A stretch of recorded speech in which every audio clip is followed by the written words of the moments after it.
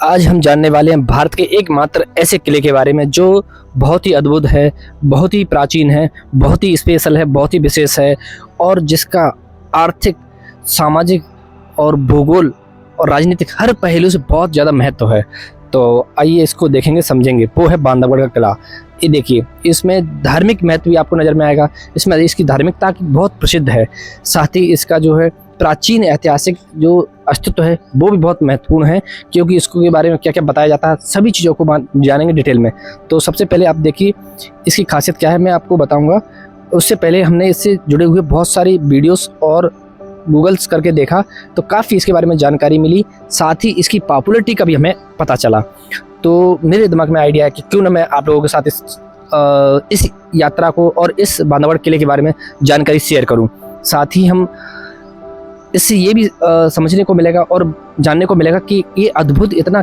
तो सबसे पहले तो मैं ये जानना चाहता हूँ कि आप इसका सबसे पहले कौन सा वाला एंगल, कौन सा वाला पहलू जानना चाहेंगे मुझसे? भौगोलिक, ऐतिहासिक, राजनीतिक, सामाजिक, आर्थिक या पर्यटन? एक अलग विषय बन गया तो पर्यटन के हिसाब से तो मैं सभी एक एक पहलू को आपके साथ शेयर करूंगा। तो आइए शुरू करते हैं। ये टाइगर रिजर्व है और ये भारत के मध्य प्रदेश के कटनी से उमरिया जिले, जो उमरिया जिला पड़ता है उसमें है, उमरिया जिले के अंदर आता है। ये भारत का टाइगर रिजर्व भी है। तो इसको लेके काफ़ी कुछ उत्सुकता आप लोगों को भी जानने के लिए होगी। तो मैं आपको बताऊंगा कि आज कृष्ण जन्माष्टमी है और आज के दिन ये खुलता पब्लिक के लिए।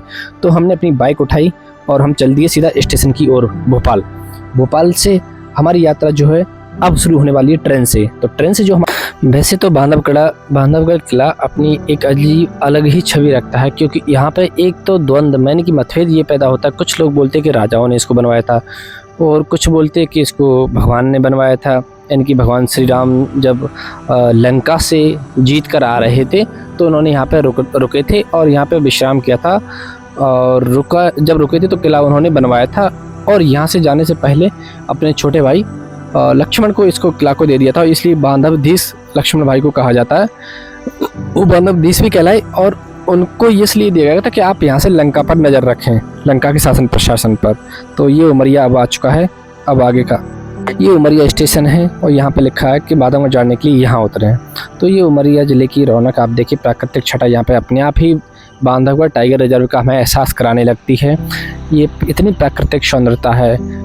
आइए हम उसके फर्स्ट पहलू जो है उसका हम एक ये लेते हैं बांधवगढ़ किले का कि इसका भौगोलिक, अगर हम उसका पहलू देखेंगे तो ज्योग्राफी वाला जो भाग है, तो मध्य प्रदेश में जो दो प्रमुख श्रेणियां हैं, एक तो है विंध्याचल और दूसरी सतपुड़ा। तो ये सतपुड़ा वाली रेंज में ये हमारा बांधवगढ़ किला आता है और ये बांधवगढ़ किला जो बना है वो 32 पहाड़ियों से घिरा हुआ है ना, जहाँ पर ये बना हुआ है। साथ ही ये 811 मीटर की ऊंचाई पर बना है। आप सोचिए इतनी ऊंचाई पर, और किले का बनना अपने आप में ऐतिहासिक और भौगोलिक महत्व अपने आप ही प्रकट हो जाता है कि कैसे पॉसिबल हो पाया, कैसी परिस्थिति में, और 2000 साल पहले ये बना है। आप सोचिए उस परिस्थिति में कब कैसे। इस टाइगर रिजर्व की आप देखिए सुंदरता, कितनी प्राकृतिक सुंदरता है, कितना मनमोहक है। ये जो भी आता है इसमें एक बार आता है तो इसका फिर नेक्स्ट टाइम नंबर मन बहुत ज़्यादा करता है। जैसे कि मैं ही हूँ, अब मुझे ही ले लीजिए, मेरा अभी जन्माष्टमी पर देख रहा हूँ, उसके बाद दिसंबर के एक ग्राम पर्यटन गांव जो है बांधवगढ़ पहुंचने से पहले ही आपको रास्ते मिलता है। तो आप पर्यटन गांव को लोग भी जाते हैं घूमने को, और ये मध्य प्रदेश का एकमात्र पर्यटन ग्राम है। इस बात का ध्यान रखिएगा, बहुत स्पेशल है ये। अब हम पहुंच चुके हैं ताला गेट जो है, चाबी मैं लेके आया हूँ, डोंट वरी, आप चिंता नहीं करें कि ताला लगा होगा। वो गेट को खोलूंगा, चाबी मेरे पास है, और बने रही मेरे साथ। तो देखिए कैसे कैसे लोग यहाँ टूरिस्ट के लिए गांव से भी, शहर से, सिटी से भी, सब तरह के लोग आते हैं, क्योंकि एक आज ही का दिन है जो मात्र एक घूमने को हमको मिलता है, देखने को मिलता है। और एक दूसरा दिन दिसंबर के महीने में आता है, वो उसके बारे में बताऊंगा। तो ये ताला गेट है, यहाँ पे सफारी बुक होती हैं उससे पहले ही यहाँ पे आप सफारी बुक कर सकते हैं अपनी, और सफारी से आप जंगल की या सैर कर सकते हैं, घूम सकते हैं आसानी से, कोई उसमें टिकट लेना पड़ता बस। और विदाउट टिकट जाना चाहते हैं तो आप ऐसे पैदल आज ऑफर रहेगा। वैसे इस खूंखार जंगल में या खूंखार टाइगर रिजर्व में कभी आपको पैदल जाने का मौका नहीं मिलता, केवल वर्ष में 2 बार। सब आपको एक बार बताएंगे, पर मैं आपको बता रहा हूँ 2 बार, एक जन्माष्टमी पर और दूसरा जैसे कि मैं आपको बता चुका हूँ पहले तो ये एटीएम की यहाँ पे खास व्यवस्था नहीं है, पैसे की ज़्यादा कोई ज़रूरत नहीं पड़ती, अंदर कोई दुकान मार्केट नहीं है। ये कुछ विदेशी टूरिस्ट एक दो जो हमको देखने को मिले, हमारे सामने चल रहे थे। यहाँ पर सिक्योरिटी की इतनी व्यवस्था अच्छी रखी जाती है, जंगल जानवरों की वजह से आप देखेंगे कि पुलिस यहाँ पर गश्त करते हुए आपको हर 10 कदम पर मिलेगी। एक बात इसका एक मानना ये भी है कि इस किले में ये भी बताया जाता है कि इसके अंदर काफ़ी अपार भंडार है। किसका?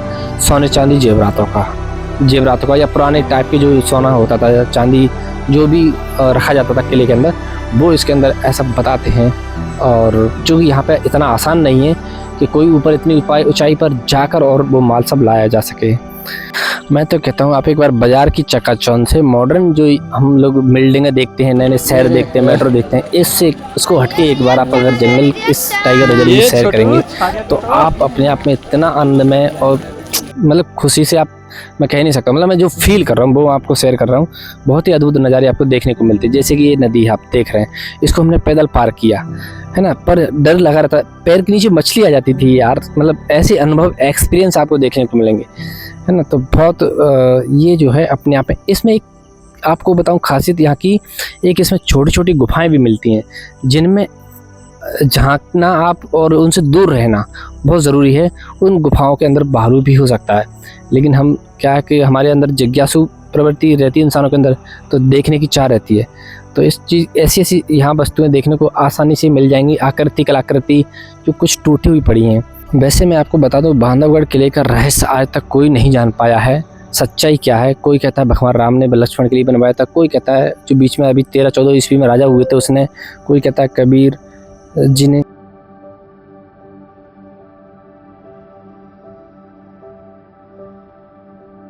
ये जो है मेन गेट है और यहाँ पर सारी तरह की आपकी पूरी चेकिंग की जाएगी। कोई भी प्लास्टिक की वस्तु आपको अंदर नहीं ले जाना है जो कि जंगली जीवों के लिए, जंगली जानवरों के लिए या उनके लिए कोई हानिकारक हो। तो आप यहाँ पर जब हम जाते हैं तो आप देखेंगे कि भगवान विष्णु की जो शेष सैया जो है तालाब के अंदर जो प्रतिमा है, स्टेचू है उनकी जो लेटे हुए हैं और उन पर शेषनाग जो छाया करे हुए हैं, ये मृत्यु क्षतिग्रस्त हल्की सी पाई जाती है। और भी ऐसी कई मूर्तियाँ हैं जिनका अभी ASI यानी कि आर्कियोलॉजिकल डिपार्टमेंट ने आज तक उनकी टाइम पीरियड नहीं बता पाया कि किस समय की है। तो इससे हमें इसकी प्राचीनता तो पता चलती ही चलती है, साथ ही हमें ये भी उत्सुकता ये जानने में अच्छा लगता है कि ये चीज़ उस समय बनी कैसे होगी, इस स्थिति में जिस इतनी ऊंचाई पर कैसे इतनी बड़ी मूर्तियाँ बनी हैं। क्योंकि वहाँ पे विष्णु भगवान के कई अवतार थे। जो बरा अवतार है एक, मतलब जिसको अपन देशी भाषा में शायद सुअर बोलते हैं बरा को, तो वो भी उनका वहाँ पे आपको कछुआ की मूर्ति मिलेगी, बहुत बड़ी कछुआ जो होता है।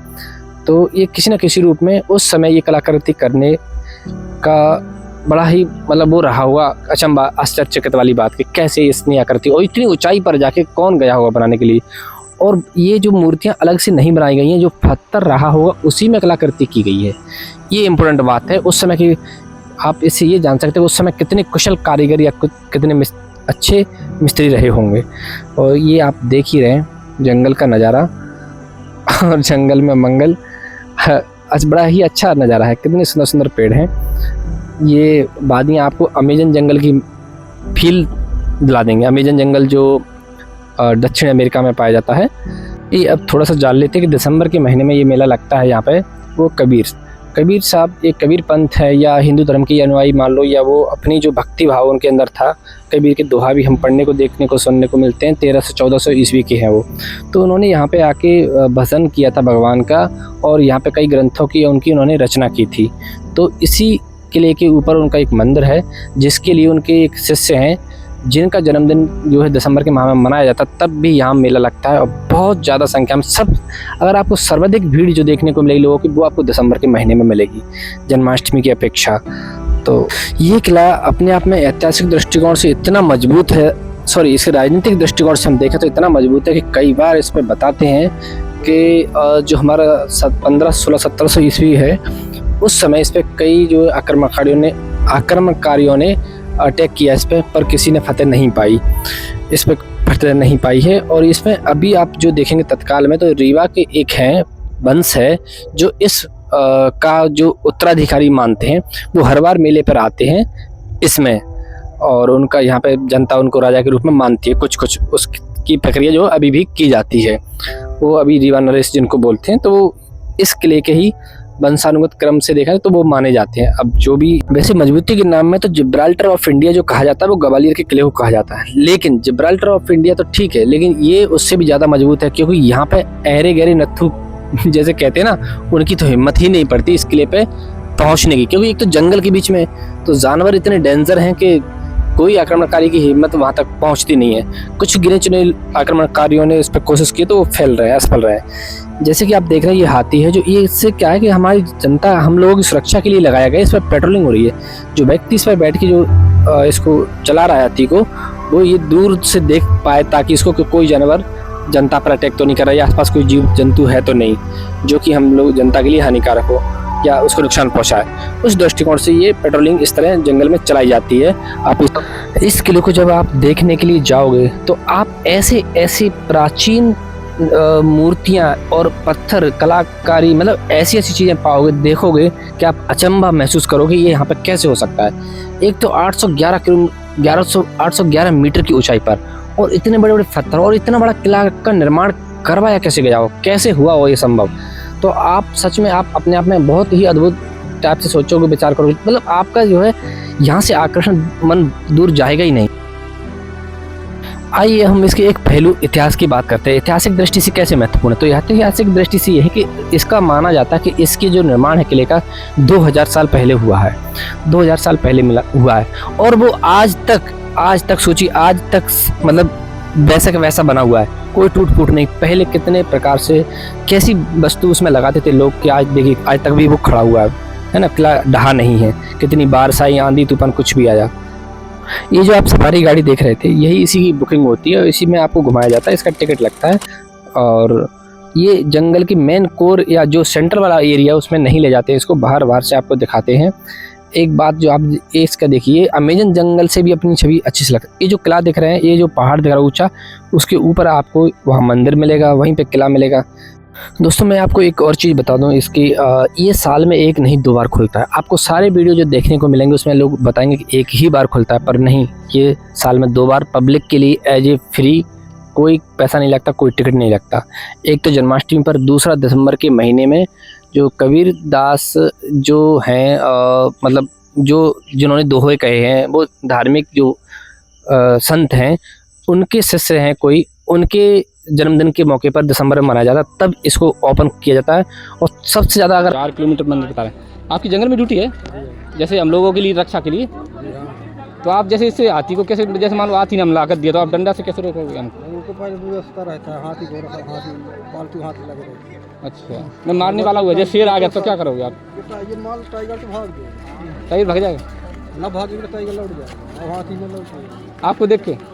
वो भी कर देख के तो देखो भैया कि हमारे भैया जो बता रहे हैं एकदम हमारी सुरक्षा के लिए लगे हुए हैं। धन्यवाद। ये अपनी टीम है पूरी, जिनके साथ अपना आनंद ले रहे हैं सफर का। देख के भैया, देख के भैया हमारी सुरक्षा के लिए सुबह से आए हुए हैं। हम 6 बजे यही सच बताऊं तो अब चढ़ते चढ़ते पहाड़ी को काफ़ी थोड़ी थकान हुई, तब मैं कहा चलो थोड़ा सा रेस्ट ले लिया जाए और चर्चा की जाए लोगों से, और कुछ एक्सपीरियंस जो अभी तक आया, सब मतलब अनुभव किया, उसको शेयर किया जाए आपके साथ में। तो देख तो आप रहे हैं, भीड़, लोगों की भीड़ कम नहीं होती है, और बच्चे भी आते हैं, मतलब क्या बताऊँ मैं आपको, 70 साल के लोग भी यहाँ आते हैं। भीड़ बराबर आप देख रहे हैं कैसी चढ़ाई है, जैसे आप केदारनाथ की जाते हैं ना, उस टाइप से लोगों की कोई कमी नहीं, कोई उत्साह में कोई कमी नहीं। ये किले का गेट है जो आप देख रहे हैं मेरे पीछे सामने, ये यहीं से एंट्री होती है। यहाँ पर बहुत टफ होता है एंट्री करना। किले का गेट है, इसको कर्णपुर बोलते हैं, इसी से एंट्री किले के लिए होती है, कर्णपुर है। और ये मैं जब गया था बरसात का मौसम था। एक चीज़ जो आपको यहाँ की बता दूँ, ये भगवान राम के द्वारा बनाया हुआ बताते हैं, कुछ राजाओं थे उनका भी बताते हैं, पर सच्चाई अवशेष क्या है, यहाँ पर बौद्ध धर्म और हिंदू धर्म दोनों से जुड़ी हुई चीज़ें या वस्तुएं यहाँ पे आपको देखने को मिल जाती हैं। तो ये विषय उसका नहीं है लड़ने झगड़ने का, ये उसका है कि हाँ हमारी सभ्यता संस्कृति का ये प्रतीक है, और ये हमें अपनी प्राचीन पहचान सभ्यता को दर्शाता है। इसमें ऐसी कई चीज़ें आपको देखने को मिलेंगी जो बहुत मूर्तियाँ भी हैं, बहुत उनका कोई अभी तक पुरातत्व विभाग के द्वारा ये नहीं निष्कर्ष निकाला गया कि किस युग की हैं, किस समय की हैं। तो ये वास्तव में आध्यात्मिक तौर से और धार्मिक तौर से और हर तरह से ऐतिहासिक तौर से ये बहुत विशेष महत्व अपने आप में रखता है। साथ ही प्राकृतिक जो सौंदर्यता पर्यावरण की यहाँ जो देखने को मिलती है, ये जो है वो शिव मंदिर है। आप यहाँ पे आएंगे तो देखेंगे बहुत ही, और इसके बगल में एक तालाब भी है। वैसे तो आपने किले बहुत सारे देखे होंगे, पर ये जो है भंवर राम से जुड़ा हुआ है, कुछ यादें हैं, लक्ष्मण से जुड़ा हुआ है, और इसको हम आगे नेक्स्ट पार्ट में कंप्लीट करेंगे। इसके बारे में, इसकी सांस्कृतिक धरोहर, पर्यावरणीय धरोहर जो हमारे लिए किस तरह महत्वपूर्ण है और कैसे हमें ये भारत में अलग पहचान अपनी बनाता है बांधवगढ़ का किला। तो चलिए देखते, मेरे साथ जुड़े रहिए और अगले पार्ट में आप देखेंगे सारी। तो नेक्स्ट पार्ट में जानेंगे भगवान राम और लक्ष्मण के बने हुए इस किले में रहने से, और कबीर साहब जो थे और उनके दोहा और क्या रचना की थी सबके।